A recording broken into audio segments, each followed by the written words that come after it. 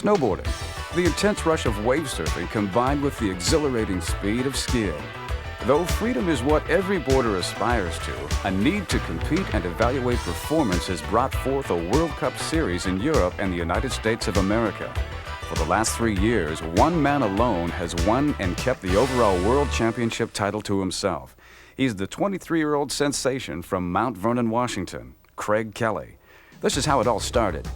I got involved with snowboarding with my friend Jeff Fulton, who was a BMX racer and a skater at the time. Basically, Jeff went out snowboarding one weekend with some of his skater buddies, and the next weekend he took me to Mount Baker, and from then on I was hooked. I was on my way to becoming a skier. I like skiing, but I gave skiing enough of a chance to really become natural with my skis, to become one with my skis like I feel with my board now. But after 2 tries of skiing and 1 try at snowboarding, snowboarding was much more of a natural sport to learn. Your ankles move where you want them to move. You just lean and you make the turn. You lean the other way and make a turn. Skiing, I think you have to have some technical knowledge and technical abilities to be proficient at it. With snowboarding, it's just a little more natural to me.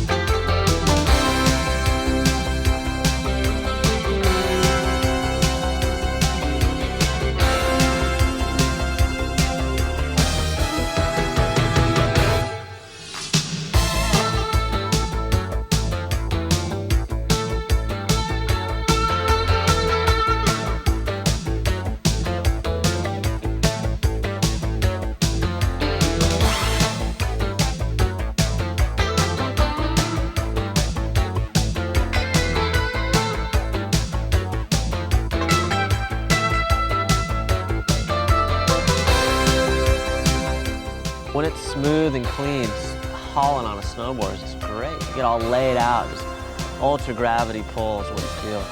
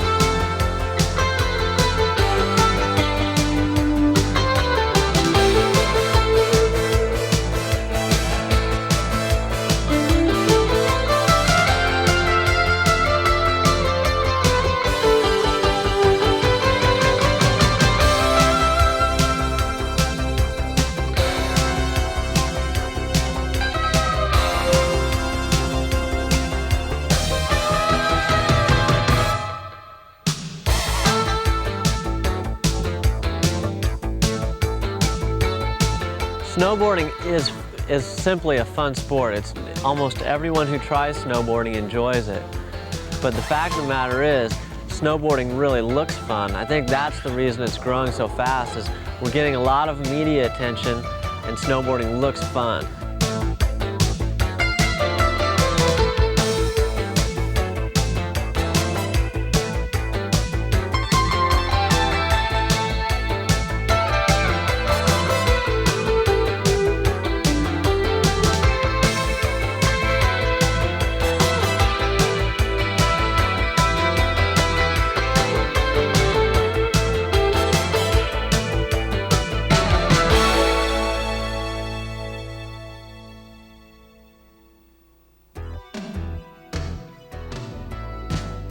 I skateboarded a little bit like any normal kid does, I think. And after learning how to snowboard, I've really gotten into it because a lot of the culture crossover is there. I've got a lot of friends that are really into skating, and I follow the skate mags and try to go to skate contests when I can just to keep on top of it. But snowboarding in general is so influenced by skating, it's hard not to go out and skate once in a while. At what point did you decide to do this? We asked Craig, how does a snowboarder train? I jump on the trampoline a fair amount. I just bought this trampoline this summer, and it's really a daily activity for me now. Just air awareness, always hopping around, getting light on my feet. I do a lot of mountain biking. Keith and I have been mountain biking a few times. I mountain bike with Kelly Joe a bit. As winter comes along, I'll start jumping rope a little bit more just for my aerobic fitness, and do a little bit of weightlifting just before I start hitting the slopes really hard, just so I'm not too sore after the first couple days of baking. But daily stretching is the main thing for me. I stretch for about 20 minutes a day, every day of my life.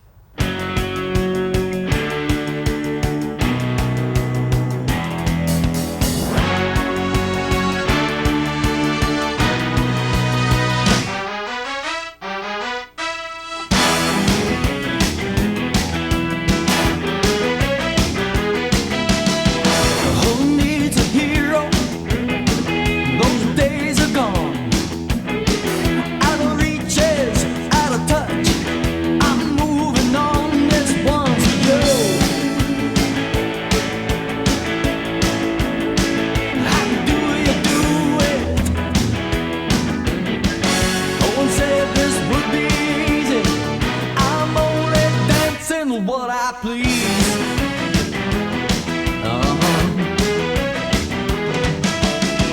We've had our good times, now that's a fact.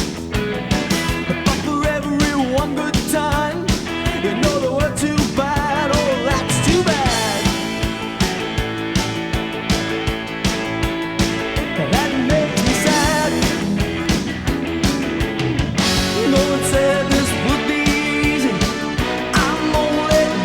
to what I please. Down by the curtain.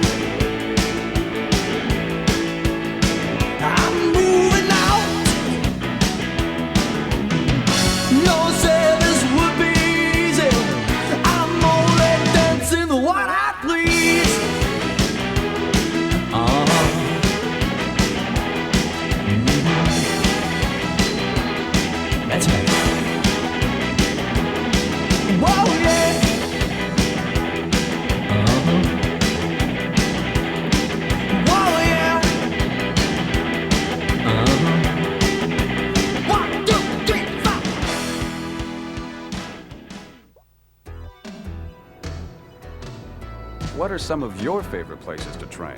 Blackcomb and Hood are both really special for us. For me, it's special because I'm only 3 hours from Blackcomb and about 6 hours from Hood. And both those places have nice half pipes in the summertime.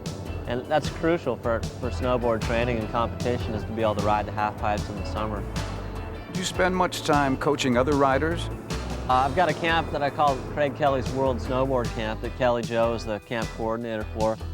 And basically last summer we went up to Blackcomb Mountain, and up on the Horseman Glacier there we had a camp for 2 weeks in the summertime, and it gives all the kids a chance to meet the top pros by coming out to my camp.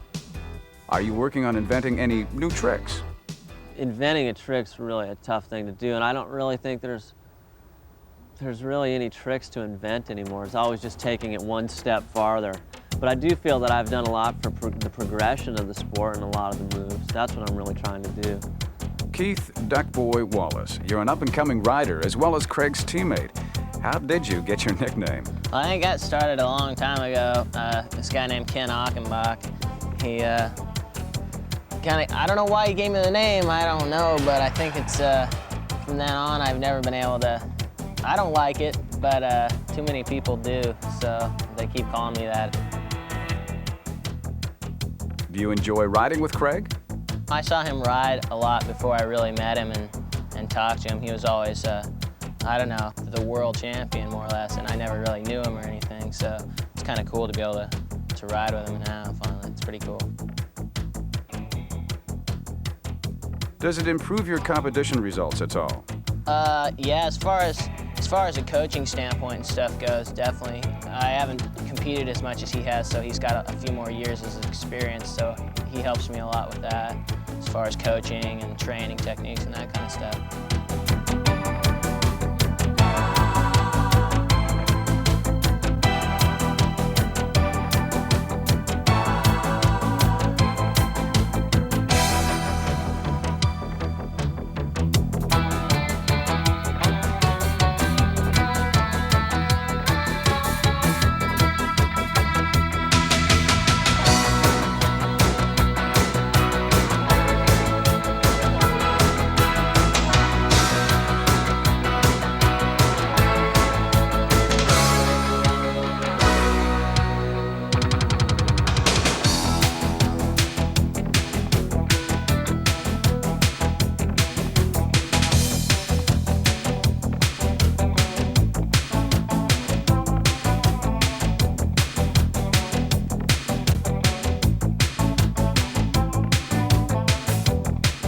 Started snowboarding, did you think it would get as big as it has? I never had an accurate estimate of where it was going to go. I knew it was getting bigger.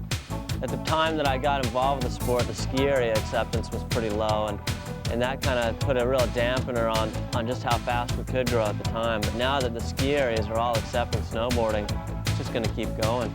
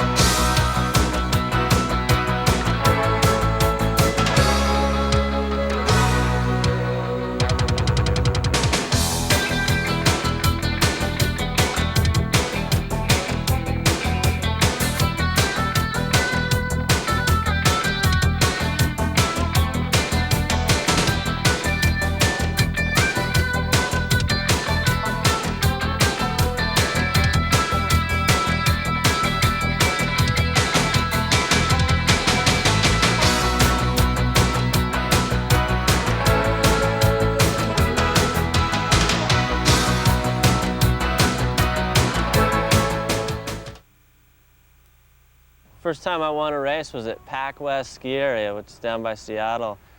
That was actually one of my first dates with Kelly Jo, too. It was a nice little coincidence.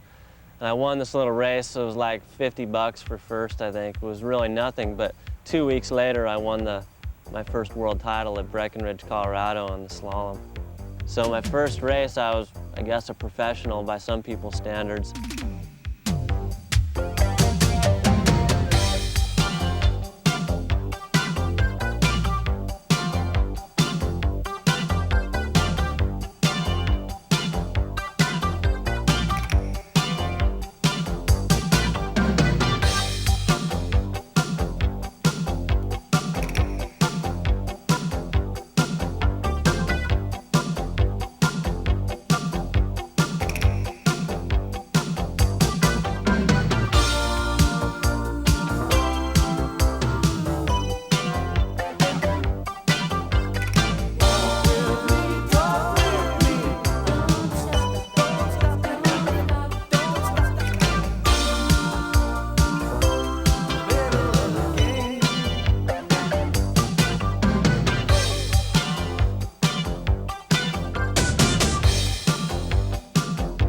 for a long time you race and you don't make any money. You know, you just barely scrape along, and you just go to everyone gets together and sees each other. You haven't seen each other for a while. You know? Money is definitely important because there's other things that we could be doing with our lives.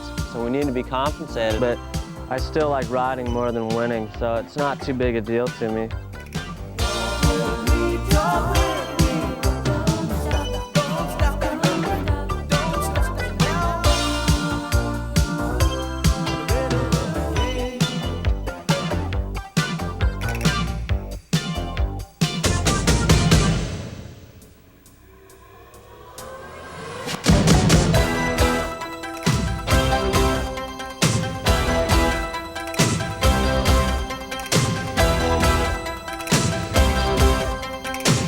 Snowboarding, we're all friends, really. There's a couple of small cases where people get into arguments or maybe there's a little personality conflicts, but in general, everybody gets along with everyone. It's just because there's no other way you can do it. Anytime you travel with someone for 3 months out of the year and you're with them all the time, you're going to get to know them and stuff. And, you know, we travel, it'd be hard not to get along with the team.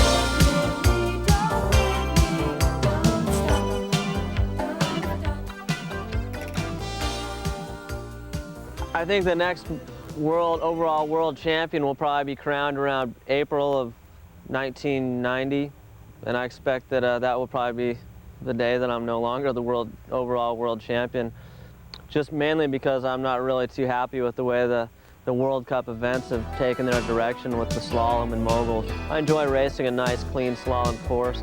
Even if it has rolls and bumps and natural terrain in it, that's great, but once you start putting in ruts and choppy holes in the course like we have, then that's when I'm going to quit.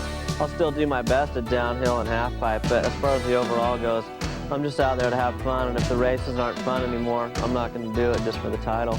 The main thing for me is being able to travel and ride in good conditions and just have fun snowboarding all year round.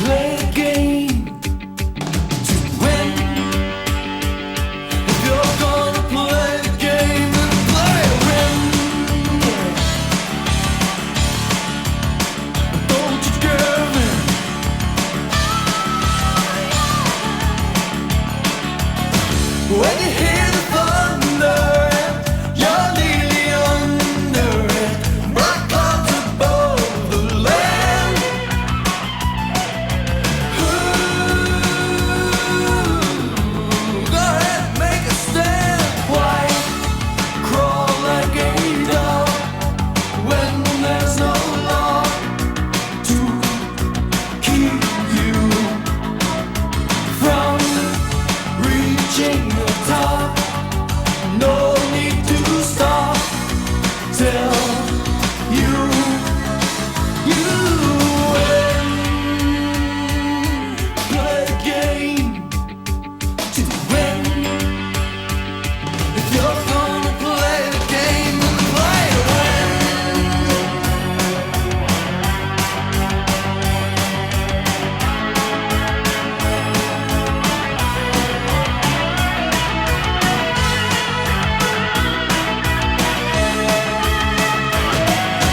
Why crawl like a dog when there's no law to keep you from reaching the top? No need to stop till you win.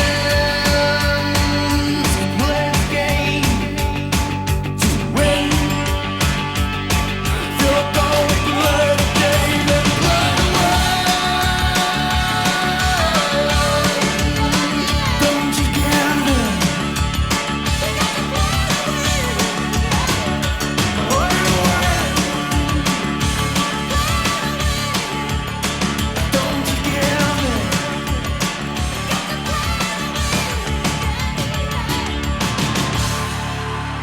To me, it really doesn't make a difference if other people think it's a fad or not.